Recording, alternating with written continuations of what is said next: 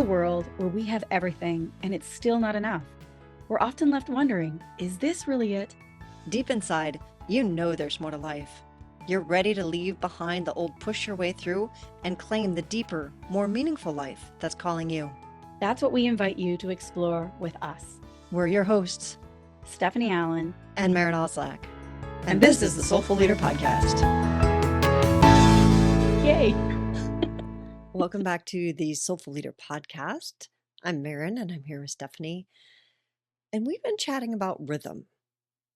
And it's interesting because, having the Olympics just finished, and there's rhythmic gymnastics and there's rhythmic swimming, and there is a rhythm to all these things in our lives. And I remember hearing one of the announcers talking about there's a particular swimmer that has a rhythmic, like they're also a drummer, and so they have this rhythmic, and it's made them very excellent at what they do. And I don't think that we as leaders think enough or work with rhythm enough. We push ourselves through things instead of finding the rhythm that works well for us. I think this is so powerful because it's like the breath. The breath has a rhythm. If you're holding your breath, you're going to hold tension. It actually, and as you relax your Yeah. breath, you actually drop. And what I mean by dropping into your body, you're more connected to your body. And this is relating not only that there's a time for all things, but how do you know when it's time for something? Is that it connects with that rhythm. If you're in a musical band, there's that rhythm of the drum that keeps that pace.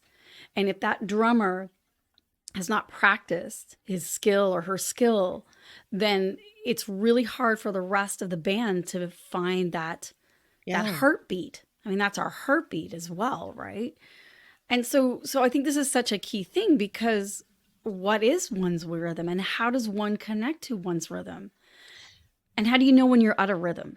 Yeah, I think about the metaphors of like we're out of sync, right? And stuff like that. And I also, when you were talking, I was hearing the layers of rhythms, because there is your personal rhythm.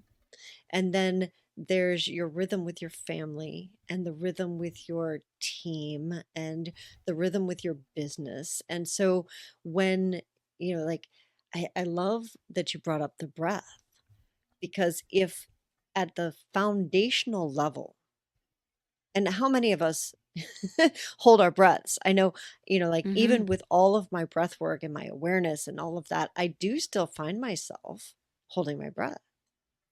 Well, and something that I find too is to turn it inward. I'm kind of getting on to where you're going. It's like, yes, there's all of these multiple levels of parts of our lives that are in sync or out of sync and need to come into right timing or right rhythm with each other. And we can't wait for everything else to kind of show up. The only thing we really truly have creative life force over is our own inner rhythm.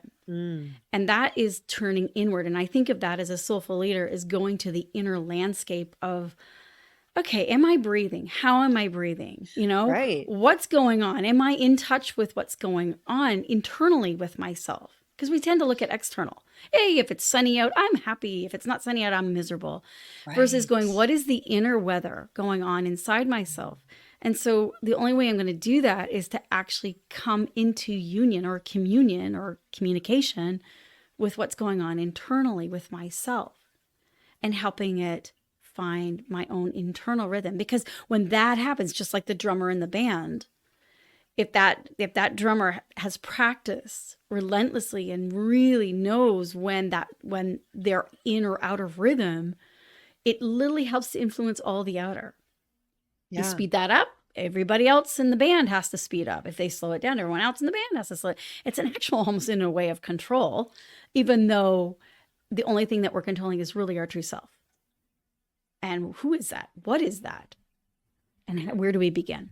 As a dancer, I really relate to this, because I would always prefer dancing to pre-recorded music because they have like the metronome and everything is very the rhythm doesn't change. That drummer is able to keep that rhythmic.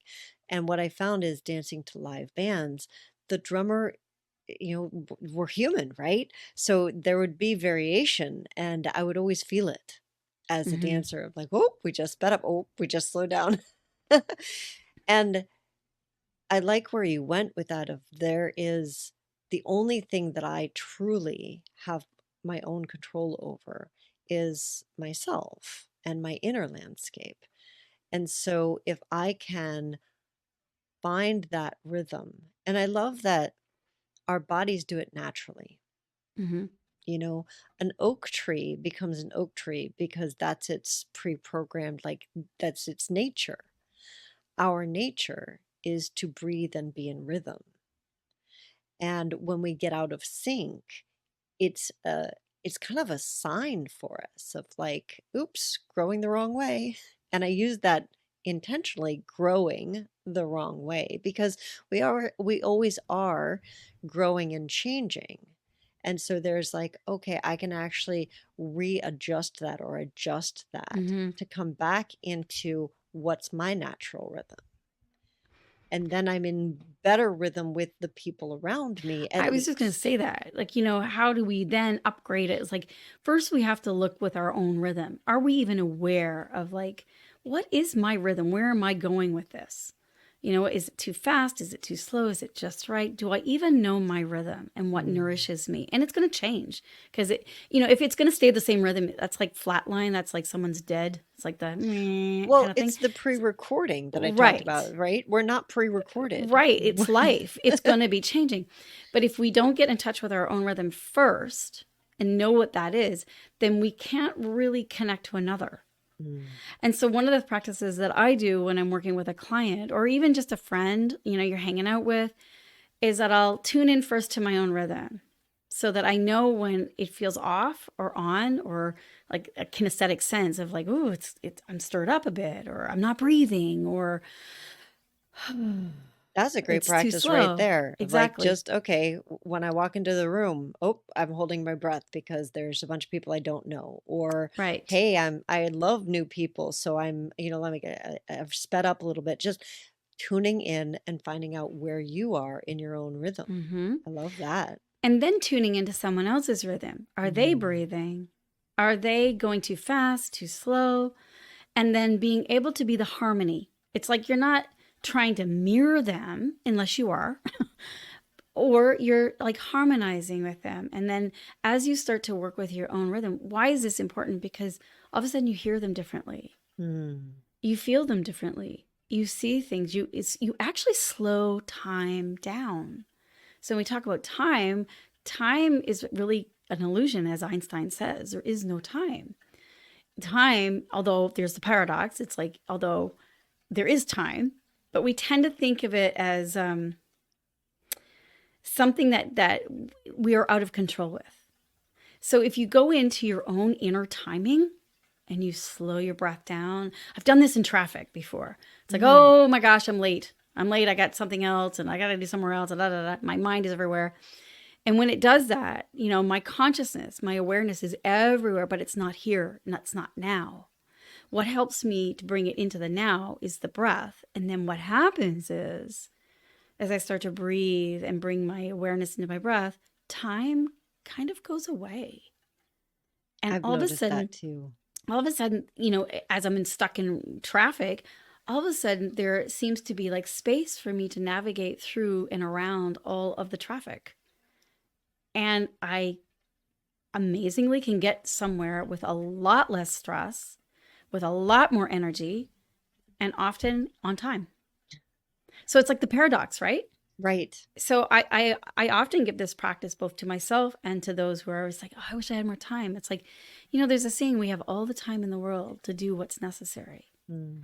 And when you are totally in your heart and you're in love with something or someone or something, your breath actually slows down and deeper and it actually expands time.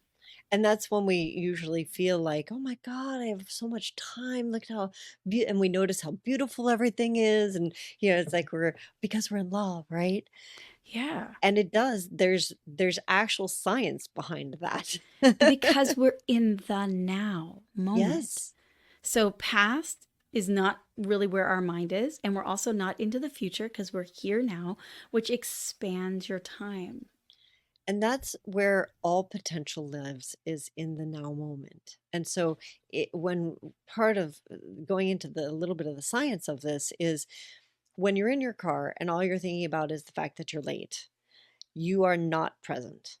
Yeah, because you're thinking about, oh my gosh, what's going to happen when I'm late? They're going to You're yell at in the me, or future, I'm you're going in to the miss that. past, and I'm Yeah, always I'm late always for late. things and blah, blah, right? So you're either in the future or in the past, and that means that there's no choice. You have no space, there is no choice, because the future hasn't happened yet and the past is already done. So how could there be choice in either of those Hmm. places?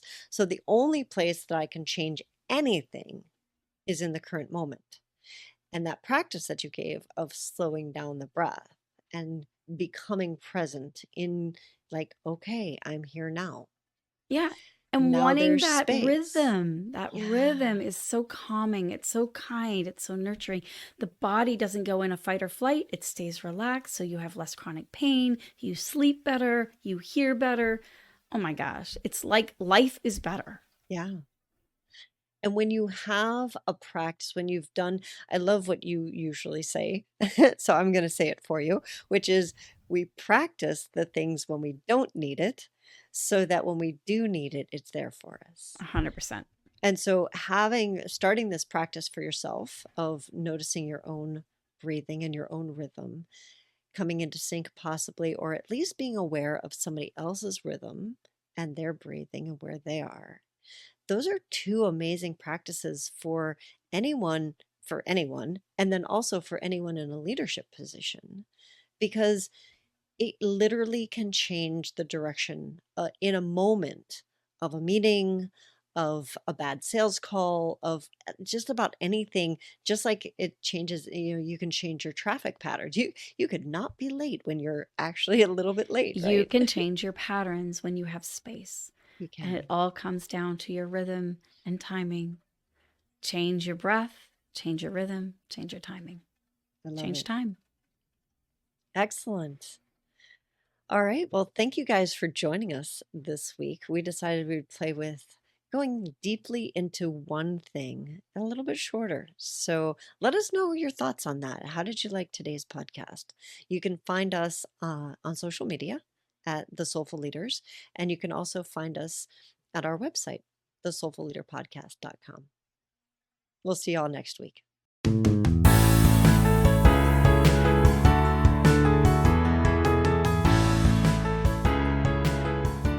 And that wraps up another episode of the Soulful Leader podcast with your host, Stephanie Allen and Marin Oslak.